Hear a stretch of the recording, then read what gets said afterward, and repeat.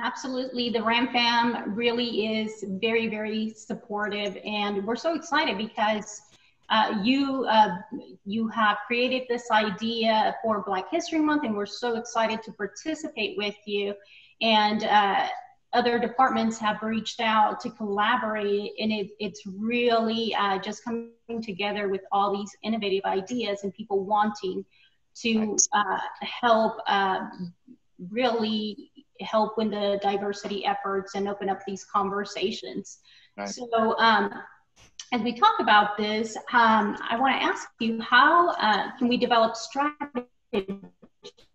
for working together to increase productivity and attain better results? I know you already talked a little bit about this just now. Right. I think what it is, Erica, to me, it's really reaching across different platforms, engaging in communication with people that we normally do not do with on a normal basis. For example, like this opportunity, talking to the other universities around the country, in particular the HBCUs, with the faculty and the students about these different types of concepts.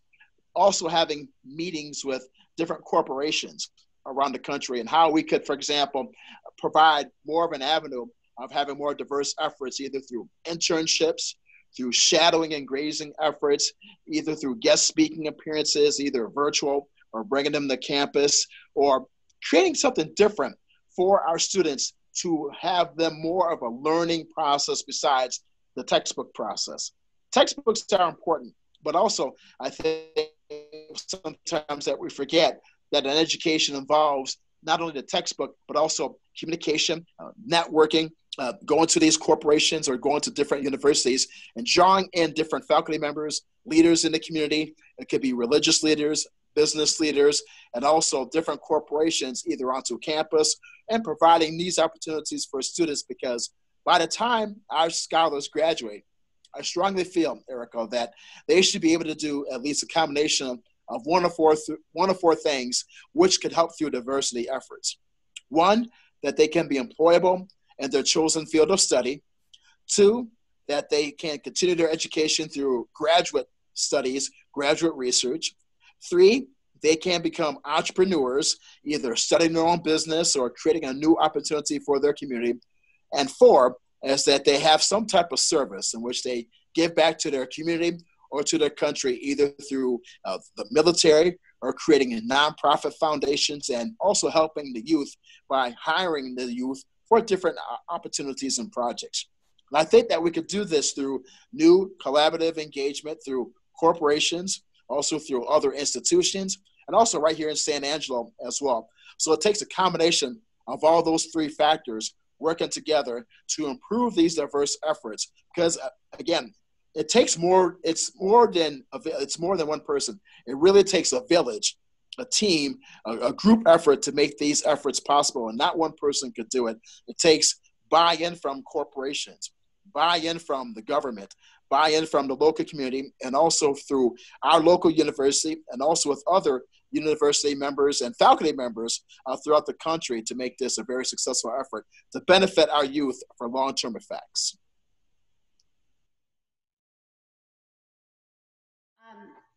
So as a communication expert, as we're trying to encourage people to have more difficult conversations, and sometimes they may be a little bit uncomfortable, but it's conversations that need to be had, and in order for people to get to know each other, to open up to diversity appreciation, to open up to knowledge, education, and information. What would you recommend for implications of agreeing to disagree? Well, I think in communication, I think if we agree with everything 100%, it's not really a conversation, I really feel. I think the important aspect of communication is to listen, engage in dialogue, is to come up with recommendations, and then to have a plan on how we can execute that as well. I feel that, as the old saying, if everybody agrees with you, you have to get a different set of friends. Because I think in life, we can learn from each other through disagreement, and also we can help each other as well through disagreement. So I think the key part is that's why I feel that God has given us, only one mouth and two ears. We should spend more of our time listening, engaging in discourse, and also listening to different points of view as well. And I feel that if everybody feels that they're right 100% of the time, then we're not really learning from the process. So it's really a give and take. For example, these ideas, we may have members of our seminar who will disagree on what we need to do. Perhaps as far as the thought process, perhaps that's why I think this seminar is beneficial, because we can learn from people outside of our institution to see, okay, how can we tie this in, not only just from an African-American perspective, but maybe from an Asian-American perspective or a Hispanic perspective, or from a women's point of view as well. Because again, it takes a village to make this process grow. And from that, we can learn from these different types of institutions and the different elements from different people as well. So that's why I strongly feel is that it's important for everybody to engage in high-level discourse, and also to be able to listen to each other, to communicate effectively, and then to come up with executed and also well-thought-out plans on how we can make this better for everyone. So it is important for all of us to agree and also to disagree, but we don't have to yell about it. We don't have to argue, but it's just to not only to listen to the thought process and also to engage in dialogue to say, well, what do you recommend? How we could maybe provide more discourse with the business community?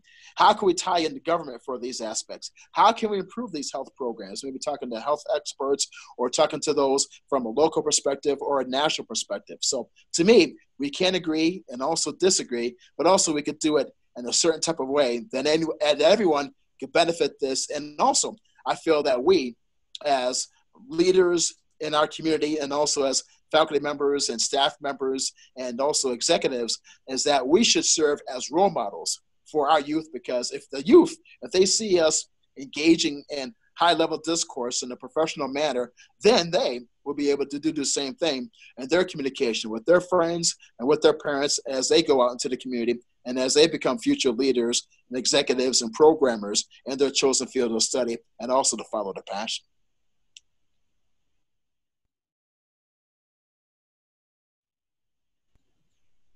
Very, very well explained. I like that. We value the diversity of different groups. Can you tell us why you think it is important to understand the history of oppression of minorities? Right. Well, I think that really comes basically on several principles through an education, by reading, constant reading, and also to learn from each other as well. And also to engage in communication with our teachers, our mentors, those in the local community. I think all those aspects really can help one understand the history of discrimination, of segregation, and all these issues that have affected really most people in our society, minorities, women, and different types of groups. And I think even if programs do not have these type of topics in their program of study, I think it's really up to certain groups and individuals to make these aspects known by going to the local leadership, for example, in the educational system, in the community, or in the library, having these different types of programs in the community to help promote and also to have more of a dialogue about these problems in our society. But I really feel it all stems from coming from our educational system. Taking it from the educational system, having new programs or developing new special topics programs to benefit these students and also in our communities. And also, again, I feel it's also important having our local politicians and also those in leadership from a local level to expound upon these different ills, and also having more educational awareness, not just once a month or Black History Month or Women's History Month. It has to be done 12 months out of the year. And also with our use of social media now, I think awareness could be even more highlighted through social media, through PSA announcements, and also through just different discussions. For example, why not have, for example, brown bag lunch sessions in the local community on these different type of issues? bringing in experts from these certain areas to discuss this, but also once it's discussed, what we could do to be able to solve these issues, to be able to answer the so what question. Why is this important? Even for our youth, how can our youth be able to learn about these issues and how they can be able to apply their lives and also give back and help not only themselves, but also to discuss this with their family members and also in their local community. So for me, it's an all really a 24/7, 12 months out of the year. It's really an educational process that starts in the classroom, within our high schools, our universities, and also through our local community as well, by spreading the word and talking about these issues about racism and sexism and classism that has been going on really since the beginning of time, and how what we could do as a community and as a society to work together to solve these issues by working together.